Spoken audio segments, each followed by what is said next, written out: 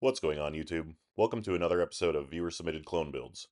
Be sure to check out the link in the description for a playlist and all the previous episodes in this series. Last week I asked my followers on Instagram to send me their clones, along with parts lists and some basic info about their builds. This time, however, I'm doing a special on the service pistols of the US military. I chose the following submissions based on criteria such as rarity, uniqueness, and overall how correct the clone is. My followers were also asked to give me their insight as to what the hardest part or parts of the build were to track down, as well as what entity uses their gun. These entities could be an individual, a unit, or even an entire branch of the military. Lastly, if you guys want this series to continue, let me know by liking, commenting, and subscribing to the channel. And if your submission didn't make this video, then don't sweat it because it can still make it into the next one. So without further ado, let's get into this episode's submissions. We'll start off this episode with the most thoroughly tested combat pistol in history, the HK Mark 23. This submission comes to us from @RunningManCS and is a complete example of how the Mark 23 was issued as a result of the Offensive Handgun Weapon Systems project. Chambered in 45 ACP and capable of firing high-pressure plus P ammunition, the Mark 23 was heavily tested before being delivered to US SOCOM in May of 1996, and was shown to be capable of passing a 30,000 round endurance test. The owner of this pistol has paired it with the correct Knight's Armament Mark 23 suppressor, and even managed to obtain the Insight Technologies Laser Aiming Module, or LAM for short.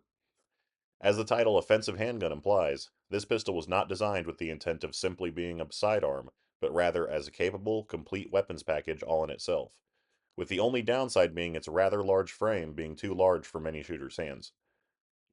Our second submission comes from @VinegarBased on Instagram and is the somewhat underappreciated little brother to the infamous Mark 23, known as the Mark 24 Mod Zero. Sold commercially as the HK-45C, this lesser-known HK pistol was issued within the SEAL teams and was paired with an AAC Tyrant 45S suppressor.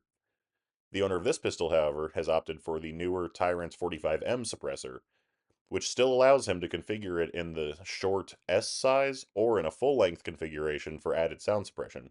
Other minor differences between his clone and its issued counterpart include the German manufacturer markings, whereas a real Mark 24 would be US made, as well as the missing Crimson Trace IR laser, which is admittedly a very hard part to track down. Overall, these are very cool pistols to see, and it's a shame that they often get overshadowed by their bloated Mark 23 relatives. Our third submission comes from returning viewer Joel at Otter Weapon Works. In past episodes, you've seen glimpses into his impressive service rifle clone collection, but rest assured that his collection of service pistols is just as expansive. Joel has sent in 3 pistols spanning several eras in military history, starting with his 1918 model year Colt Black Army 1911. He explains in his submission that at the time of production, Colt was manufacturing guns as fast as possible and in order to save money and time, was foregoing the last 2 stages of polishing typically performed on the 1911s, which left pistols with a more black appearance. Joel's second submission is a World War II era US Navy Victory Model 10. What makes this revolver particularly rare is that it is actually stamped US Navy and comes with a letter verifying its authenticity from Smith & Wesson. Joel states that these pistols were used by shore patrols, pilots, gunners, as well as by Marines, and are undoubtedly a cool piece of history as one of the last wheel guns used by the US military. Speaking of guns that represent the end of an era, Joel's third submission is his USMC M45A1, the last 1911 platform to be awarded a contract within the US military.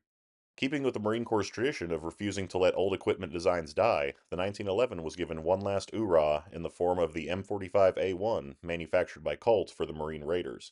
An interesting note about this pistol is that he actually assembled the pistol from mostly correct parts rather than taking out a second mortgage on his home in order to afford a demilled gun. According to Joel, the gun was sent to Caspian Arms to get the slide and frame fitted before hand-fitting the rest of the components and topping it off with the correct Cerakote finish.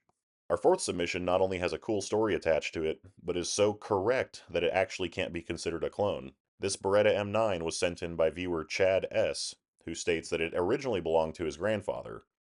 He informs me that his grandfather was promoted to a brigadier general in the US Army back in the 1980s, and upon his promotion was ceremoniously given this pistol, along with the belt, holster, and the custom grips seen in these photos. This tradition of limited run sidearms being issued to newly promoted generals continues to this day, along with each general being given the option to purchase said pistol upon their retirement.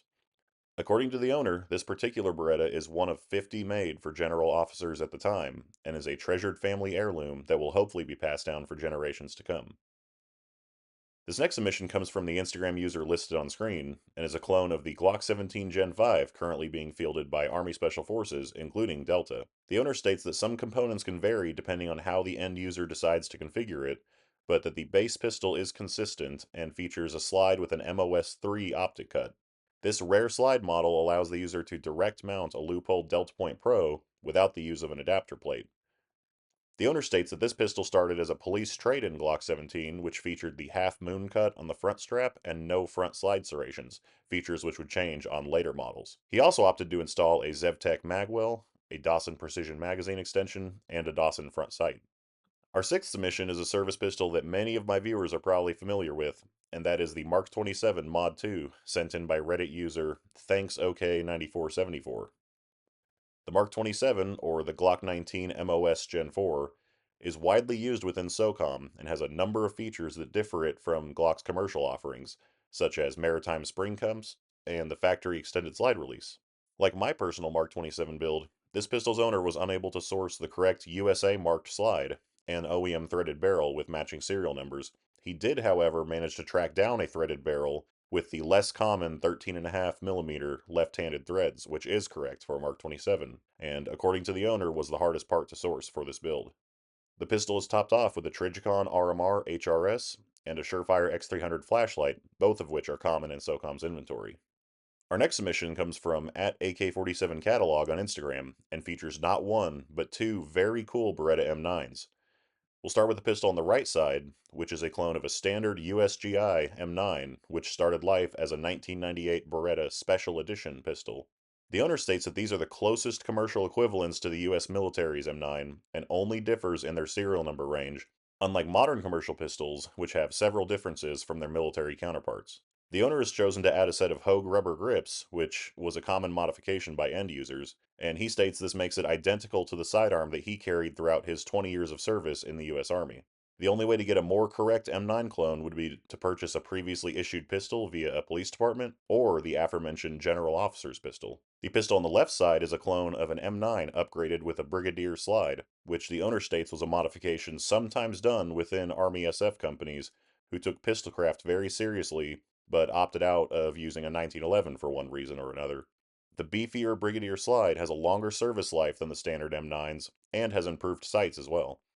The owner states that this pistol also started life as a special edition Beretta, and after getting very lucky and finding the slide for an affordable price as part of a parts kit, the pistol was topped off with a 20-round magazine from a Beretta 93R. Unfortunately, no photos could be found of the original issued guns, as they would have been in service over 20 years ago and very few of them were ever in circulation. Our eighth and final submission is a surprise bonus pistol from Otter Weapon Works. I wanted to give this pistol its own spotlight due to its very unique history and looks. Based on a Glock previously used by Delta operators, this borderline absurd setup is commonly referred to as a 6-second Glock, due to its use of an ALG Defense 6-second mount. This mount bolts to a factory Glock 17, 22, or Glock 31 frame, and allows the end user to attach an optic in the same manner that some high-end race pistols utilize. What's interesting about Joel's 6-second mount is that he was able to confirm with Bill Geisley, who owns ALG Defense, that this is a rare prototype mount rather than the commercial version, meaning that it's drilled to accept either a Trijicon RMR or an Aimpoint Micro. The base gun is a Glock 17 Gen 3 RTF frame with fishgill serrations, and has been upgraded with an ALG Defense magwell and a KKM threaded barrel and compensator. Joel states that while this particular gun is chambered in 9mm, there were other similar pistols used by CAG, chambered in 40 Smith & Wesson as well as 357 SIG, all of which were issued with a custom-made holster to accommodate the ALG Defense mount.